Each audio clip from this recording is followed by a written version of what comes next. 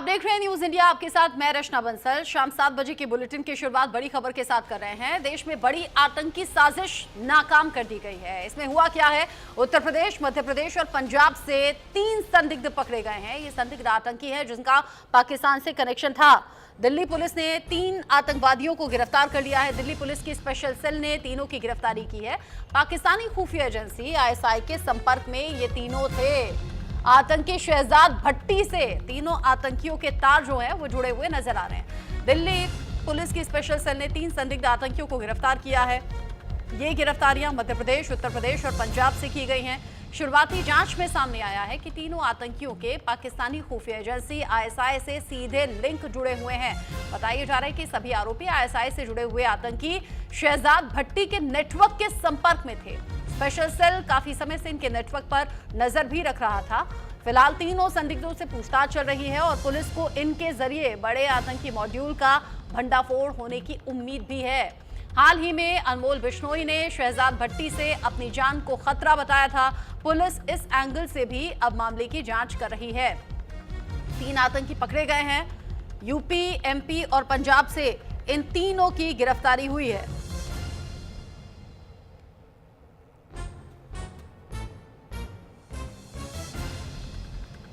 Delhi police ने 3 आतंकवादियों को गिरफ्तार किया है। पाकिस्तान के कनेक्शन में थे, पाकिस्तान की खुफिया एजेंसी ISI के संपर्क में थे। शहजाद भट्टी नाम के जो आतंकी है उसके भी संपर्क में थे, उसके नेटवर्क के संपर्क में ये तीनों आतंकी थे। जरा सोचिए, उत्तर प्रदेश, मध्य प्रदेश, पंजाब, तीनों राज्यों से अलग अलग जगह ये गिरफ्तारी हुई है। 3 दहशतगर्द पकड़े गए हैं, वो भी तब जब हाल ही में दिल्ली में बड़ा ब्लास्ट हुआ। एक के बाद एक आतंकी अलग अलग जो देश के हिस्से हैं वहां से पकड़े जा रहे हैं और अब यूपी, MP और पंजाब से 3 और संदिग्ध पकड़े गए। ये आतंकी जो कि पाकिस्तान में खुफिया एजेंसी ISI के संपर्क में थे। अब इन तीनों के पकड़े जाने के बाद दिल्ली पुलिस की स्पेशल सेल ये मानकर चल रही है कि किसी बड़े आतंकी मॉड्यूल का भंडाफोड़ हो सकता है, क्योंकि एक राज्य में अकेला कोई एक शख्स नहीं होगा। इनके कनेक्शन में और भी लोग होंगे जिन्हें पकड़ा जाएगा और अब उनके इरादे भी जाने जाएंगे।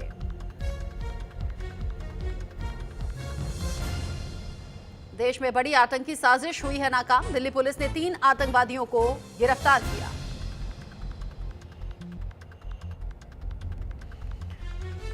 उत्तर प्रदेश, मध्य प्रदेश और पंजाब, तीनों जगह से 3 आतंकियों को दिल्ली पुलिस की स्पेशल सेल ने गिरफ्तार किया। इसी को लेकर न्यूज इंडिया के क्राइम एडिटर ने स्पेशल सेल के एडिशनल CP प्रमोद कुमार कुशवाहा से बातचीत की। सुनिए। 3 राज्यों से 3 लोगों को गिरफ्तार किया है। क्या उनका प्रोफाइल है? ज़्यादा बात करेंगे, हमारे साथ खुद स्पेशल सेल के एडिशनल CP प्रमोद कुमार कुशवाहा जी हैं, उनसे बात करके जानेंगे। सर, क्या उनका प्रोफाइल है और इनके पास से क्या कुछ बरामदगी की गई? ये 3 लड़के गिरफ्तार किए हैं। मध्य प्रदेश दतिया से एक लड़का है प्रजापति, विकास प्रजापति, जो कि 19 साल का है। दूसरा लड़का जो है वो पंजाब से, फिरोजपुर से हरगुनप्रीत सिंह, वो भी 19 साल का है। और तीसरा लड़का इसमें जो RS बिजनौर का रहने वाला है। ये तीनों, शहजाद भट्टी एक गैंगस्टर है पाकिस्तान बेस्ड, उसके लिए काम करते हैं। हाल फिलहाल में हम लोग जब एक आर्म्स एक्ट की इन्वेस्टिगेशन कर रहे थे, उसमें ये बात सामने आ रही थी कि शहजाद भट्टी का ग्रुप जो है वो पंजाब में कुछ जगह पे ग्रेनेड की घटनाओं को अंजाम दे रहा है और भी कुछ देने वाला है। और उसी सिलसिले में पता चला था कि 25 नवंबर को इन्होंने ऑलरेडी एक grenade Gurdaspur city police station के सामने फेंका था।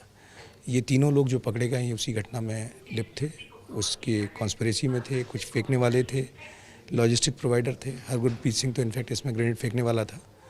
और उससे ये भी पता चला कि इन्होंने और भी कई जगह की रैकीज़ की थी पंजाब में। वो सारे उसके वीडियो एविडेंसेस इनके मोबाइल फ़ोन से मिले। ये तीनों शहजाद भट्टी के डायरेक्ट टच में थे। शहजाद भट्टी ने सोशल मीडिया ऐप्स के थ्रू और एक आदमी को डायरेक्टली अपने एसोसिएट के थ्रू रिक्रूट किया था और इनको खुद और अपने 2 एसोसिएट्स के थ्रू हैंडल कर रहा था।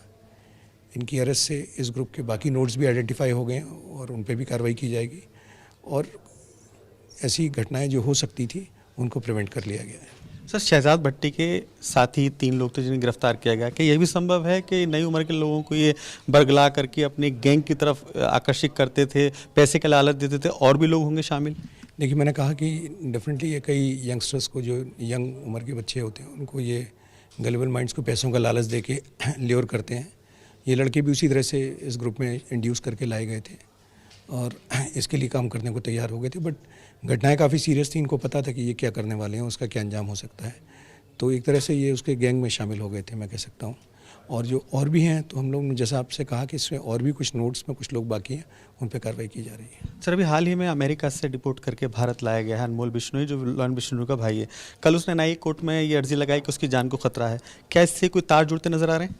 नहीं, इसका उससे अभी तक कोई लिंक नहीं है। कोई जो आतंकी हमला हुआ है लाल किले पर, क्या उससे कोई तार? नहीं, उससे भी कोई लिंकेजेस नहीं है। तो ये थे प्रमोद कुमार कुशवाहा जी ने साफ तौर पर बताया कि इस पूरे मामले में 3 लोग गिरफ्तारी की गई। ये भी संभव है कि आगे इनकी निशानदेही पर और भी गिरफ्तारियां होंगी। कैमरामैन मनोज के साथ अली शरर, न्यूज़ इंडिया, दिल्ली। जहां एक तरफ पीएम मोदी देश को विकसित बनाने में युवाओं की अहम जिम्मेदारी की बात करते हैं, तो वहीं हाथरस में युवाओं को कौशल और कुशल बनाने के मकसद से चलाए जा रहे आईटीआई की शुरुआत 8 साल बाद भी हो नहीं पाई है। 2017 में समाजवादी पार्टी की सरकार में युवाओं के लिए इस आईटीआई संस्थान के बनाने का ऐलान किया गया था, लेकिन प्रशासनिक हीला हवाली के चलते आईटीआई शिक्षण संस्थान कहीं कागजों में अटक कर दम तोड़ गया है। आईटीआई शिक्षण संस्थान के लिए लगभग 10 करोड़ रुपए की मंजूरी दी गई थी। कोरोना काल की वजह से 1 साल के लिए निर्माण कार्य भी रुक गया था, लेकिन जुलाई 2024 तक काम पूरा होगा, ऐसा कहा गया। मार्च 2025 में ये बिल्डिंग सरकार को सौंप दी गई। बिल्डिंग बन गई, लेकिन अभी तक लेखन पाठन का काम इस संस्थान में शुरू हो नहीं पाया है। ये संस्थान क्षेत्र के लिए, युवाओं के लिए एक महत्वपूर्ण मौका हो सकता था, लेकिन इसके शुरू ना होने से युवाओं को तकनीकी शिक्षा लेने में अब कठिनाई हो रही है। युवा वर्ग हाथरस से बाहर जाकर शिक्षा लेने के लिए मजबूर है। मामले को लेकर जब हाथरस सांसद अनूप प्रधान से सवाल किया गया तो उन्होंने कहा कि शिक्षा मंत्री से बात हो गई है, जल्द ही संस्थान में पढ़ाई भी शुरू कराई जाएगी। लेकिन सवाल ये कि ये आश्वासन तो दिए जा रहे हैं, आखिर ऐसा होगा कब? युवाओं के लिए बड़ा मौका हो सकता था, लेकिन इस संस्थान को अभी तक शुरू नहीं किया गया है। 8 साल बाद भी आईटीआई का शुरू ना होना यहाँ के युवाओं को संकट में भी डाल रहा है और उदासी में भी। सादाबाद के बिसावर में अभी कुछ दिन पहले में भी एक दिन वहाँ जाना हुआ है। अभी बन करके जो आईटीआई वहाँ जो है सब बन गई है। ठीक है, हमने संबंधित जितने अधिकारी हैं उनको एक पत्र भी जारी कर दिया कि इसमें जो है स्टाफ जल्दी से जल्दी भेजा जाए। मैंने संबंधित मंत्री जी से भी मेरी फ़ोन पर वार्ता हुई है और एक पत्राचार भी किया कि आईटीआई जल्द से जल्द सुचारू हो जाए। मैं समझता हूँ कि आईटीआई में जल्दी से वहाँ स्टाफ आ जाएगा और वहाँ बहुत जल्दी जो है आईटीआई के जो कोर्सेज हैं वो स्टार्ट हो। उत्तर प्रदेश के हाथरस के बिसावर में 2017 में आईटीआई कॉलेज की नींव रखी गई थी और अभी तक बिल्डिंग बनकर तैयार हो चुकी है, लेकिन इसे अभी तक चालू नहीं किया गया है। और यही नहीं, जनप्रतिनिधियों का इस तरफ कोई भी ध्यान नहीं है। हजारों युवा शिक्षा लेने से वंचित है, जो कि बाहर जनपदों में जाकर आईटीआई की शिक्षा ले रहे हैं। हालांकि हाथरस सांसद अनूप प्रधान का कहना है कि शिक्षा मंत्री से बात हो चुकी है और आईटीआई कॉलेज जल्द से जल्द चालू किया जाएगा। अब देखना होगा कि इस कॉलेज में कब तक शिक्षा चालू की जाती है। Umakant Pundir, news India, Hathras. उधर हरियाणा के रोहतक में पावर लिफ्टिंग पैरा के 3 बार के राष्ट्रीय चैंपियन रोहित धनखड़ की पीट कर हत्या कर दी गई। रोहित अपने दोस्त के जीजा की बहन की शादी में भिवानी जिले के गांव रेवाड़ी खेड़ा में गए हुए थे। बताया जा रहा है कि इसी कार्यक्रम के दौरान बारातियों के कुछ अभद्र व्यवहार पर ऐतराज जताया और उसी के चलते बारातियों से रोहित का झगड़ा हो गया। शादी समारोह खत्म होने के बाद रोहित और उसके दोस्त को रोहतक वापस लौटते वक्त 15 से 20 बारातियों ने रास्ते में ही घेर लिया। दोस्त का कहना है कि लोहे की रॉड और हॉकी स्टिक से रोहित पर आरोपियों ने हमला कर दिया, जिसके चलते रोहित को गंभीर चोट आई और आखिरकार रोहित ने अस्पताल में ही दम तोड़ दिया। वारदात से गांव वालों में गहरा गुस्सा है, रोष है, साथ ही सरकार से कड़ी कार्रवाई की मांग भी अब हो रही है। जरा सोचिए कि बारात में जो बाराती आए थे वो लड़कियों के साथ कुछ अभद्रता कर रहे थे, गलत व्यवहार कर रहे थे, जिसका रोहित ने विरोध किया था। बस इतनी सी बात बारातियों को बुरी लग गई और जिस वक्त शादी समारोह से उसके समाप्त होने के बाद जब रोहित अपने दोस्त के साथ में लौट रहे थे, उसी दौरान 15 से 20 बारातियों ने घेर लिया, लोहे के रॉड और हॉकी स्टिक से बुरी तरह से पीटा।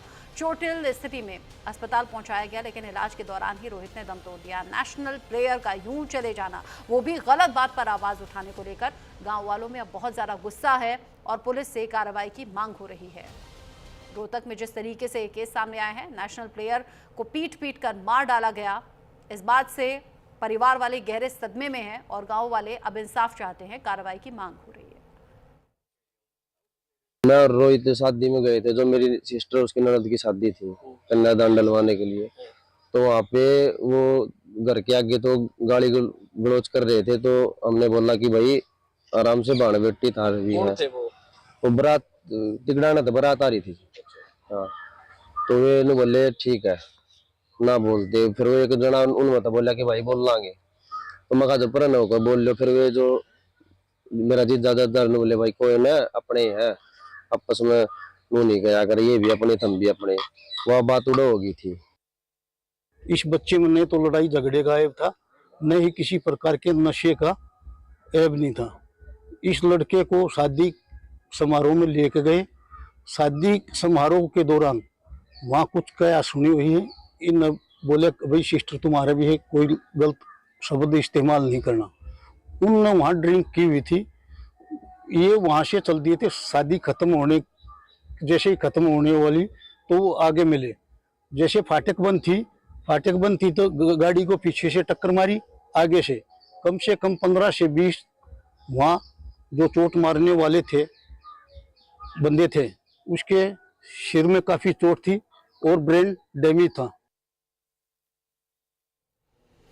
रोहतक से खबर सामने आई जिससे गांव वाले गुस्से में आ गए हैं। जरा सोचिए, शादी समारोह में नेशनल प्लेयर पहुंचे हुए थे रोहित धनखड़, और वहां बारातियों से किसी बात को लेकर बहस हो गई।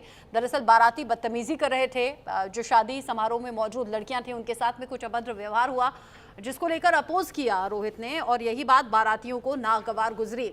आप अक्सर देखते हैं शादी बारात में छोटी छोटी बातों को लेकर झगड़े हो जाते हैं और कई बार तो वो खूनी संघर्ष में तब्दील हो जाते हैं। तो ऐसा ही कुछ यहाँ भी हुआ, लेकिन शादी संपन्न होने के बाद रास्ते में रोहतक लौटते वक्त रोहित को और उसके दोस्त को घेर लिया गया, लेकिन रोहित पर बुरी तरह से लोहे के रॉड से वार किया गया, हॉकी स्टिक से पीटा गया, सर पर गंभीर चोट आई, चोटिल स्थिति में अस्पताल पहुंचाया गया जहां बचाया नहीं जा सका। ये तस्वीरें किसी की भी दिल को झकझोर देने वाली हैं।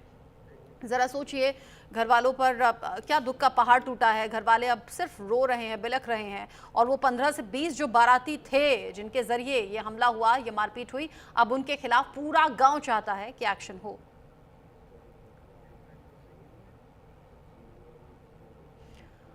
यूपी के फिरोजाबाद जीआरपी ने ऐसे गिरोह के सदस्यों को पकड़ा है जो ट्रेन में बैठे हुए यात्रियों से लूट को अंजाम देते थे। ये आरोपी ट्रेन के दरवाजे पर बैठे हुए यात्रियों पर पत्थरों और डंडों से अचानक ऐसे हमले करते थे कि यात्रियों के हाथ में पकड़ा हुआ मोबाइल और नकदी नीचे गिर जाती थी, जिसे लेकर ये लोग फरार हो जाते थे। अब तक कई यात्री इनके हमले में गंभीर रूप से जख्मी तक हो चुके हैं। जीआरपी फिरोजाबाद लंबे समय से इनकी तलाश में जुटी हुई थी। जीआरपी को मुखबिर से सूचना मिली कि ट्रेन के यात्रियों को हमला कर लूटने वाले आरोपी स्टेशन के पास झाड़ियों में घटना को अंजाम देने की फिराक में बैठे हैं। सूचना पर जीआरपी कर्मियों ने पांचों को घेराबंदी करके पकड़ लिया। पकड़े गए पांचों आरोपियों में से 2 आरोपी नाबालिग हैं। आरोपियों के पास से यात्रियों से लूटा गया एक मोबाइल और सभी के जेब से नुकीले पत्थर के टुकड़े बरामद हुए हैं, जिनसे वो हमला किया करते थे यात्रियों पर। मतलब नकदी हाथ में है, मोबाइल हाथ में है, तो हाथ पर ऐसी चोट मारेंगे कि उनके हाथ से वो मोबाइल, कैश, बाकी कीमती सामान गिर जाए, और बस लपकते ही, उठाते ही वहां से भाग जाते थे। अब ये एक बड़ी कामयाबी भी है इस तरह से लोगों को पकड़ना जो अक्सर लूट की वारदात को अंजाम देते थे। इनके पास से मोबाइल भी मिला है, इनकी जेब से नुकीले पत्थर भी मिले हैं, जिनका इस्तेमाल ये हमले में किया करते थे। लंबे टाइम से इस तरह से लूट की घटनाएं सामने आ रही थी। कई बार पैसेंजर्स शिकायत कर रहे थे, कई बार तो पैसेंजर्स शिकायत कर तक नहीं रहे थे, लेकिन ट्रेन में लूटपाट की घटनाएं बढ़ रही थी, जिससे कि जो यात्री हैं उनमें खौफ आ गया था। वो अपने कीमती सामान को लेकर चिंता में थे, लेकिन यहाँ फिरोजाबाद जीआरपी के जरिए ये बड़ी कामयाबी हासिल की गई। खबर पानीपत से। पानीपत स्टेशन पर उस समय हड़कंप मच गया जब एक महिला ट्रेन से उतरते वक्त ट्रेन और पटरी के बीच में गिर गई। पास में ही खड़े रेलवे विभाग के पुलिस कर्मियों ने देखते ही महिला को सुरक्षित बाहर निकाल लिया। पलक झपकते ही मौत के मुंह से महिला को सुरक्षित बाहर निकाला। ये तस्वीरें किसी को भी हैरान कर देंगी। यहाँ हरियाणा पुलिस के जवानों का ये जो सीसीटीवी वीडियो है ना, अब सोशल मीडिया पर बड़ी तेजी के साथ में वायरल हो रहा है। ट्रेन से इम्बैलेंस होकर ये महिला नीचे गिर गई थी। पुलिस कर्मियों का दिल से अब आभार जताया है इस महिला ने, जिसकी जान जा सकती थी अगर उसे टाइम पर मदद ना मिलती तो। पूरे मामले में रेलवे विभाग के डीएसपी राजेश ने भी वीडियो का संज्ञान लेते हुए विभाग के दोनों जवानों की प्रशंसा की है, प्रशंसा पत्र देने का आवेदन भी किया है। यानी एप्रिसिएशन मिली है उन्हें उनके काम के लिए, बहादुरी के लिए, क्योंकि अगर ये जवान साथ में नहीं आते, यानी कि आगे बढ़कर महिला को नहीं बचाते, तो महिला ट्रेन और प्लेटफॉर्म के बीच में फंसकर उसकी जान जा सकती थी। महिला बता रही है कि ट्रेन में वो चढ़ी थी, इम्बैलेंस हो गई, यानी कि उसका बैलेंस बिगड़ा और फिर वो ट्रेन से नीचे गिर गई, प्लेटफॉर्म और ट्रेन के बीच में फंस गई। वहां वो संघर्ष कर ही रही थी। कुछ ही सेकंड का ये पूरा वीडियो है, समझिए आप, गिरी महिला और अगले ही कुछ सेकंड में इन जवानों ने हिम्मत करके महिला को बचा लिया। महिला अब सुरक्षित है, आभार जता रही है इन पुलिस वालों का। हरियाणा के पानीपत रेलवे स्टेशन से ये तस्वीर सामने आई है, जहां पर महिला की जान जा सकती थी, लेकिन एंड मोमेंट पर जवान आगे बढ़े और महिला को बचा लिया गया। दोपहर करीब 3:30 बजे एक पैसेंजर ट्रेन जो पानीपत से निकलती है, जब वो जा रही थी तो वहाँ पे एक जगरूप हमारे कांस्टेबल और एक उनके साथी, वो दोनों प्लेटफार्म पे पेट्रोलिंग कर रहे थे। उन्होंने देखा कि एक महिला ने बैग तो रख दिया और ट्रेन चल पड़ी है, और वो चढ़ने की प्रयास में वो उस प्लेटफार्म और रेल के बीच में फंस गई है। तो जगरूप जी ने तुरंत जो है वो साहस दिखाते हुए फटाफट से उन महिला को बचाया, और उसका सीसीटीवी फुटेज भी प्राप्त हुआ है। और इनके उच्च सम्मान के लिए, प्रोत्साहन के लिए उच्च अधिकारियों को इनके बारे में लिखा जा रहा है, और ये बाकी सब लोगों के लिए एक चेतावनी है कि चलती ट्रेन में ना उतरें ना चढ़ें। आगे बढ़ते हुए उत्तर प्रदेश के सीतापुर से खबर, जहां पर आम आदमी के कामों को करने के लिए अधिकारी घूस लेने से बाज नहीं आ रहे। ऐसा ही एक वीडियो सीतापुर से सामने आया है, जिसमें विधायक जी ने वन दरोगा को जमकर फटकार भी लगा दी। मामला दरअसल कुछ ऐसा है कि वन दरोगा ने एक किसान से 3500 यानी कि 3500 रुपए की घूस ले ली, रिश्वत ले ली, जिसकी खबर स्थानीय विधायक ज्ञान तिवारी को लग गई। आनंद फानन में वन दरोगा ने किसान को पैसे तो लौटा दिए, लेकिन जब विधायक जी ने फोन किया तो उनका फोन नहीं पिक हुआ, यानी कि कॉल पिक नहीं की, जिसके बाद में विधायक ज्ञान तिवारी ने आला अधिकारी को गुस्से में फटकार लगा दी, जिसका वीडियो अब सोशल मीडिया पर तेजी से वायरल हो रहा है। किसान से गलत तरीके से रिश्वत मांगी गई, प्रेशराइज होकर पैसे तो लौटा दिए, लेकिन जो विधायक ने बात करनी चाहिए तो वन अधिकारी ने बात नहीं की, और अब जो फटकार लगाई है वो सोशल मीडिया पर वायरल है। जरा सुनिए। का दे दिया, एक पेंडी का वो था, लिए अगर नहीं है, मैं बता रहा हूँ, रिक्शे पे लकड़ी लदी है और उसकी सूखी 4-5 महीना पहले बरसात में उसके दरवाजे पे पेड़ गिर गया था नीम का, एक डाल उसकी है, एक खेत में शीशम का पेड़ गिरा था। कभी विनोद अवस्थी की बहू खत्म हुई तो उसने उसका उधर का दे दिया, एक पेंडी का वो था। चुनाव आयोग ने 12 राज्यों और केंद्र शासित प्रदेशों में चल रहे स्पेशल इंटेंसिव रिवीजन यानी कि एसआईआर की समय सीमा अब 1 हफ्ते के लिए बढ़ा दी है। आयोग ने शनिवार को कहा कि अब अंतिम मतदाता सूची 14 फरवरी 2026 को प्रकाशित की जाएगी। मतदाता जोड़ने हटाने का एनुमरेशन पीरियड यानी कि वोटर वेरिफिकेशन अब 11 दिसंबर तक चलेगा, जो पहले 4 सितंबर तक ही तय था। वहीं पहले ड्राफ्ट लिस्ट 9 दिसंबर को जारी होनी थी, लेकिन अब इसे 16 दिसंबर यानी कि आगे के लिए बढ़ा दिया जाएगा। दरअसल बिहार के बाद देश के 12 राज्यों और केंद्र शासित प्रदेशों में एसआईआर 28 अक्टूबर से शुरू हुआ है। इस प्रोसेस में वोटर लिस्ट का अपग्रेडेशन होगा, नए वोटर्स के नाम जोड़े जाएंगे और वोटर लिस्ट में सामने आने वाली गलतियों को सुधारा जाएगा, जिसे टाइम लग रहा है और इसी के चलते 7 दिन अब इस टाइम को आगे बढ़ा दिया गया है। एसआईआर प्रक्रिया दरअसल है क्या, जो दर्शक हमारे साथ में जुड़े हैं आसान तरीके से जान लें। ये चुनाव आयोग की एक प्रक्रिया है, इसमें वोटर लिस्ट अपडेट की जाती है। 18 साल से ज्यादा नए वोटर्स को इसमें ऐड ऑन किया जाता है, जोड़ा जाता है। ऐसे वोटर्स जिनकी मौत हो चुकी है या फिर जो पलायन कर चुके हैं, शिफ्ट हो चुके हैं, उनके नाम को वोटर लिस्ट से हटा दिया जाता है। वोटर लिस्ट में नाम, पते में हुई गलतियों को भी ठीक किया जाता है। इसके लिए बीएलओ घर घर जाकर खुद फॉर्म भरवाते हैं। एसआईआर प्रक्रिया का मकसद आखिर है क्या? कोई भी योग्य वोटर लिस्ट में जुड़ने से छूट ना जाए, ये एक मकसद इसका अहम बताया जा रहा है। कोई भी अयोग्य मतदाता सूची में शामिल ना हो, यानी कि सही तरीके से वोटर लिस्ट अपग्रेड हो, अपडेट हो। जो योग्य मतदाता हैं वो इस लिस्ट में आए और जो अयोग्य हैं उन्हें हटा दिया जाए, यानी कि जिनकी डेथ हो चुकी है, मौत हो चुकी है, उन्हें हटाया जाए। जो वहाँ नहीं रहते, पलायन कर चुके हैं, जो उस एड्रेस पर हैं ही नहीं, उस जगह है ही नहीं, उन्हें वहाँ से हटाया जाए। और जो 18+ हो गए हैं, यानी कि जो वोट देने लायक हैं, उन्हें इस लिस्ट में जोड़ा जाए। खबरों में आगे बढ़ेंगे। छत्तीसगढ़ के दंतेवाड़ा में नक्सलवाद के खिलाफ बहुत बड़ी जीत हुई है। एक साथ 37 खतरनाक माओवादियों ने अपने हथियार डाल दिए और मुख्य धारा में लौट आए। आत्मसमर्पण करने वालों में 12 महिला नक्सली भी शामिल हैं। इनके पास से भारी मात्रा में हथियार, गोला बारूद और विस्फोटक भी बरामद हुए हैं। बस्तर क्षेत्र में नक्सल संगठन को यह अब तक का सबसे बड़ा झटका माना जा रहा है। ये सभी नक्सली पिछले कई सालों से जंगलों में छिपे हुए थे।